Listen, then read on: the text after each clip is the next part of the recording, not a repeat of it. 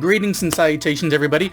Welcome back to another video about a new film, and no, not Captain America Brave New World, though I did really enjoy that one, but instead for a horror film which has made the festival rounds and some small showings here and there, and has just hit Shudder this past weekend, which is for The Dead Thing from 2024. This is from filmmaker Elric Kane, who is one of the hosts of that Colors of the Dark podcast that I've mentioned here and there. And, he's worked in horror before, though this is the first feature of his that I've seen.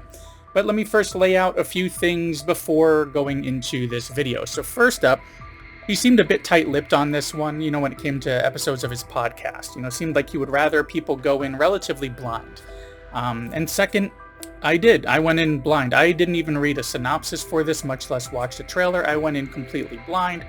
So I'm keeping all that in mind as far as how I, reacted to this one.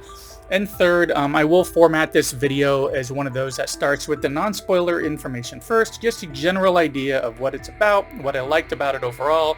Then I'll put up this very professional graphic from my complex software called Microsoft Paint to let you know that some spoiler stuff is coming. That way you can stop the video there and watch the movie if interested, and then come back and see the rest, or just fast forward until after that banner's down to see the wrap up at the end. Okay.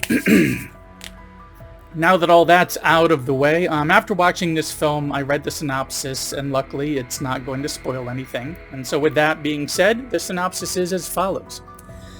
A young woman lost in a series of meaningless connections falls in love with a charismatic and sensitive man who hides a dark secret that turns her affair into a dangerous obsession. See, pretty basic stuff there, but for a bit more info, which won't spoil anything, our lead is bored and unfulfilled with life, working a job late at night, which seems to be in her field, which seems to be around graphic design, but this is not the specific job that she wants. She works there with a coworker who she endures, kind of gets along with, but he definitely seems to act like there's more of a connection between the two of them than there really is, one that she doesn't really feel at all. She's been flipping from guy to guy on these dating apps, going on dates, having maybe a couple of hookups with them, but ultimately every guy she meets, just nothing. She's just not feeling it. So she tries again and again, similar to like the insomnia-induced walking zombie-style rut that our lead in Fight Club was in. Kind of like perhaps feeling this is similar, where she's just stuck in this coasting in this rut that is kind of just there. Just really not interested. But luckily, finally on one of these nights, she does meet somebody on that app who is actually she's getting along with. It seems like it's just going to be another hookup until they're back at her place, and she feels a bit of this connection with him. They have some good conversation, and he seems to be a good listener.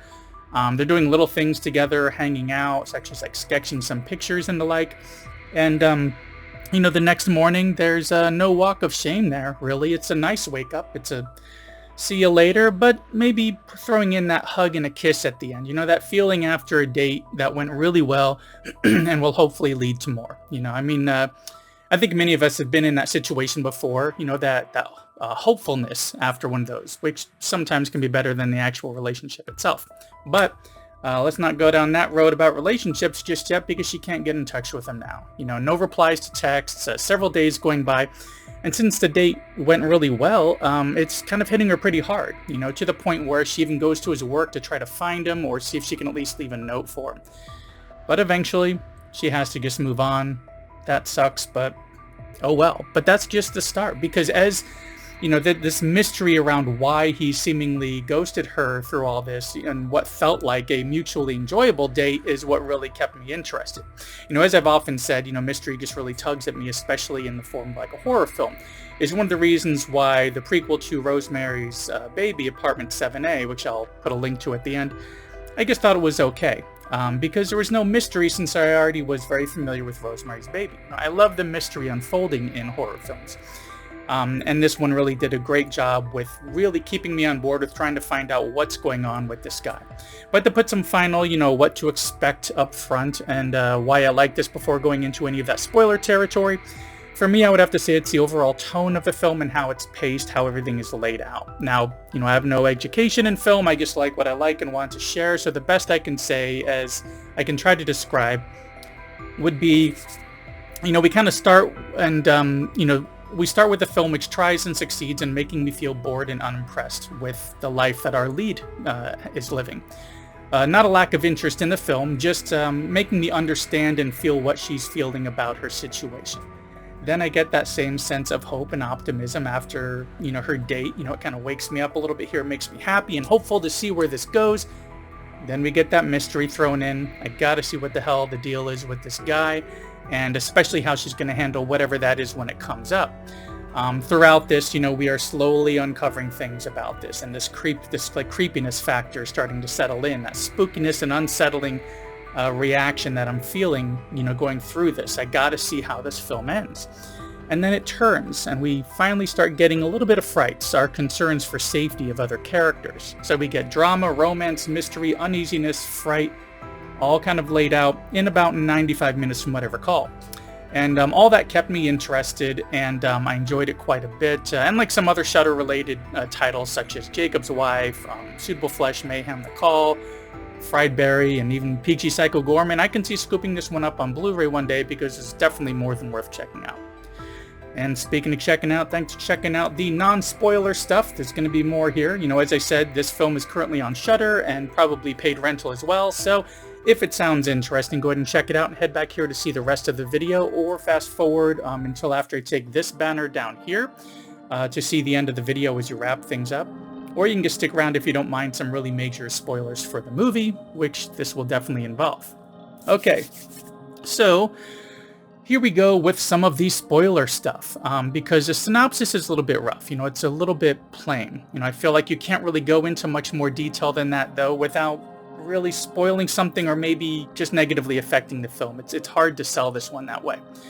So I will say, again, this is all the spoiler stuff, the reveal throughout that, partway through that he is dead was perfect for me. I thought it was a great idea because it isn't just some random ghost kind of thing from a random ghost story, since others can see him too. He's even hooking up with other women and seems to have no memory from one girl to the next. Like he's stuck in this purgatory, living that last night of his life, just like with different women, and he doesn't even realize what's happening.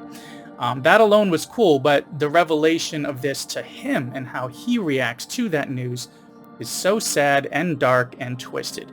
Seeing him going from depressed to getting angry about his situation, getting violent, and that was on top of her reaction to all of this, which was similarly disturbing and especially shocking to her as she's trying to, work through it, trying to deal with it, and then needing to let him go, which luckily she does find a way with her coworker, and that they, a different coworker, not the one mentioned at the beginning, but just seeing them kind of hit it off was kind of hopeful, even though we know there's stuff happening with him in the background here. Having this not go down this pure romance route, with him fading away and the music swells like Ghost 2 Electric Spookaloo or something, really brought the horror into this film.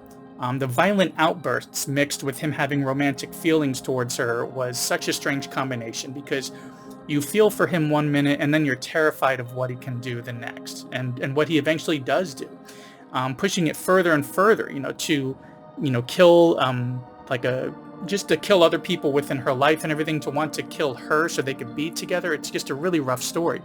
I would say, like films such as Oculus, Talk to Me, and Late Night with the Devil, I didn't feel good after watching this. So some may not like that, but for me it's a perfect way to do this kind of story. Made me uneasy, brought the horror. Some horror movies at the end, it's not all happy and you feel like you've been through a workout. And this one kind of put those same feelings in me. But anyways, let me go ahead and take this down. So to wrap this up, I did see some reviews where people felt that the film was way too slow, especially in the beginning. And I guess I can see that, but for me it actually worked really well because I felt closer to how our lead was. I just felt kind of meh that entire opening. And that made me connect with her more, so as the rest of the story unfolded, I was fully invested in everything that was going on. So if anything, I would just say, if you check this one out, to keep in mind at the beginning will likely feel a little bit slow, but to stick with it, really follow our lead, understand the pacing of everything that's going on, and hopefully you will enjoy it, because as I said earlier, this one was more than worth checking out. And speaking of checking out, thanks for checking out this latest video here for The Dead Thing from 2024 from filmmaker Elric Kane from my experiences anyways, Colors of the Dark podcast, but he has worked on a lot of other projects as well, and it's currently available on Shudder. Thanks for coming by and sticking around to the end. If you enjoyed, please give me a thumbs up, and if not already subscribed, consider subscribing and hitting that little bell icon to get notifications for when I put up new content, which is 1 to 3 times a week. Be sure to check out my back catalog. I have a couple links coming up shortly, and I will see you in the next one.